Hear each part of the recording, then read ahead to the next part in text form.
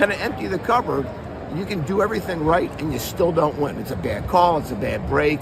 A bad bounce of a ball. It's some guy who just gets ridiculously hot on the other team and beats you. So those things, you have to take that. You have to weigh all that, because we're going to be playing baseball in 5 or 10 years from now, right? Yeah. I like John Middleton a lot. Man, hearing this stuff just breaks my heart, because then I have to hold him accountable to it.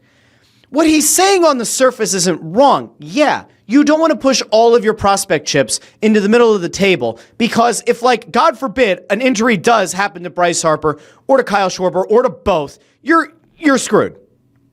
Okay? And if something goes wrong in the playoffs, like Zach Wheeler were to unfortunately get injured, yeah, your playoff hopes are done, and now you've pushed all the chips in, and you're not going to win the World Series. That's fair. But that is the same truth that exists each and every season, and in fairness, each and every offseason. You could have a big name free agent signing get hurt, and the guy that you thought was going to get you over the hump and get you to a World Series and maybe even win it, that guy could get hurt working out in the offseason. There is inherent risk. That is part of the game.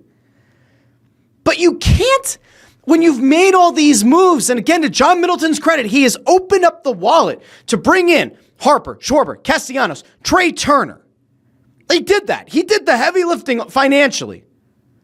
Re-signed Aaron Olich. Woo. He's opened up the wallet for a lot of these guys. But it does kind of feel a little bit bad now that you haven't gotten that ROI on those guys, and now it does kind of feel like there's been a tightening of those finances. Where, we shouldn't be having a conversation about what if Kyle Schwarber leaves at the end of this season. We shouldn't have a conversation about what happens if Ranger Suarez leaves at the end of the season. These guys should have been taken care of. This window that you're theoretically looking at should still have 2, maybe 3 good years left. And right now there are a lot of questions because Schwarber and Suarez are both kind of unaccounted for. And so again, I understand from a neutral footing in a vacuum, those comments are perfectly fine. But then life isn't in a vacuum, is it? Unless you want to count the vacuum of space, in which case, fair point. That's a little bit too macro for me. But John Middleton, man, after all those moves and after all the expectations, it's kind of hard to then say, yeah, baseball in 5 or 10 years. I'm sorry. And we want the fans to be excited about the team 5 or 10 years from now. Great. Open up the purse and pay some players in 5 or 10 years. What are we doing right now? What this sounds like is, yeah, we're punting.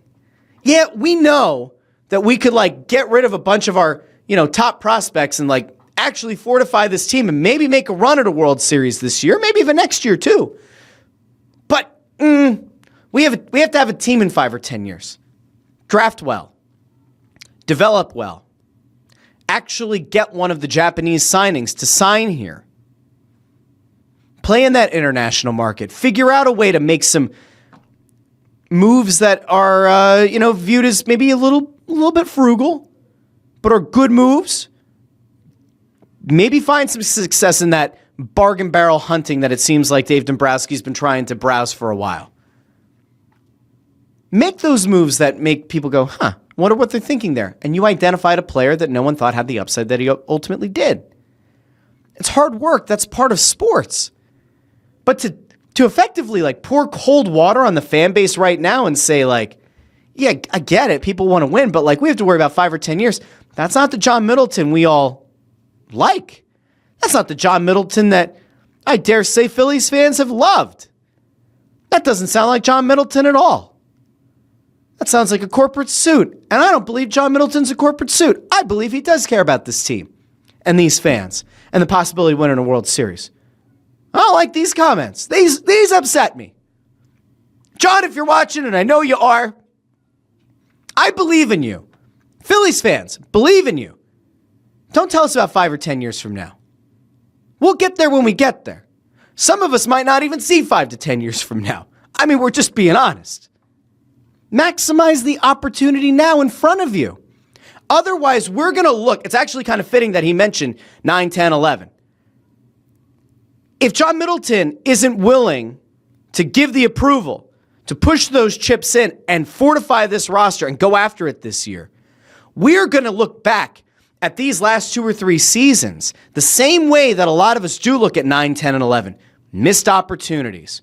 We're going to look back on the Phillies didn't fortify that bullpen. They didn't get that last bat they needed in the outfield, and they fell short yet again. The Diamondbacks is one thing. Losing the Astros, the cheating Astros, whatever, that sucked. Losing to the Diamondbacks hurt. Losing to the Mets was a disgrace.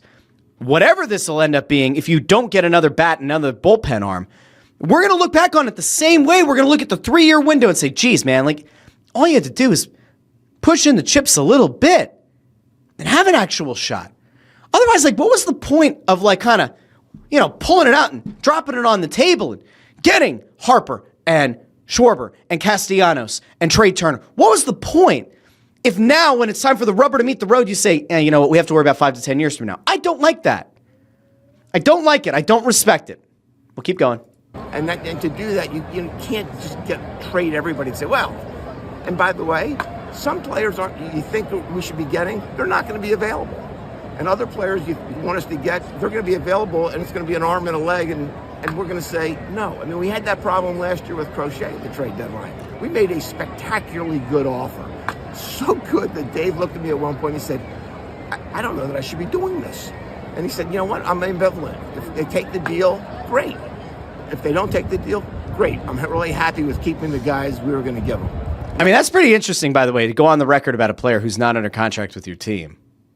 But that is you need to try to trust us and believe us. That I do respect that part of it. I don't know if you're allowed to do that. I don't know if there's going to be it's not really a tampering thing, but like to comment on a player that's not under contract with your team and say, hey, we made a really great offer for Crochet and they didn't take it. That's interesting. That's the way I was. And I think, so you have to balance that. And look, he's got 40 years in the business and nobody's perfect. Nobody makes every call right, but he's made a lot of them really well. And so you just have to trust Dave to kind of think this through.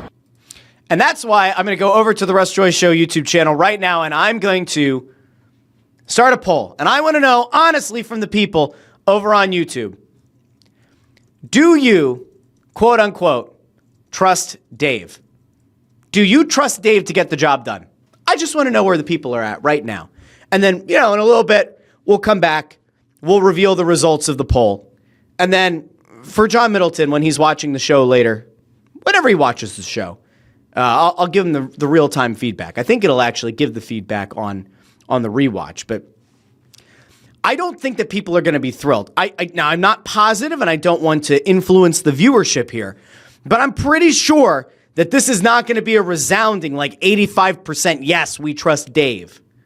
But we'll find out here pretty soon. This is the beauty of, voting on the polls. So, okay. I want to bring this back to one succinct thought, okay? The Phillies have a legitimate opportunity in front of them. Now, I've said since last offseason, they needed bullpen help, they needed outfield help. They didn't get either. Kepler's been a disaster. Alvarado getting himself suspended earlier this season was a disaster. They have ways to patchwork it, whether it's Luzardo, maybe it is Suarez, to go to the bullpen in the playoffs. I don't love it, but it's okay. You can maybe make it work. If we are already 10 days out from the trade deadline, making excuses about why moves might not happen, players you think should be available aren't going to be available. That's fair. Players that are available are going to cost an arm and a leg. Well, that is how trades work, and that's the problem with waiting until the trade deadline to make a move. That's part of the problem with, when you don't make a move in the offseason because you're happy with your team, you do get into these situations where you're kind of leveraged against. You're kind of in a bad spot if you're the Phillies. Bullpen arms and outfielders that are going to make an impact, they're going to be at a premium. They're going to cost you a lot. The inactiveness, the inactivity, the lack of actual sizable additions in any meaningful way in the offseason, it's kind of rearing its ugly head now, 10 days out from the trade deadline. This is Dave Dombrowski's mess. And if we're to believe John Middleton, he at least seems to believe that they're going to be able to fix it. He believes in Dave. The question is, should anyone? Poll results. Now, again, this has only been up for 2 minutes. 79% of respondents say they do not trust Dave. So, John, when you're going back and watching the show later, I just want you to remember that's where people landed.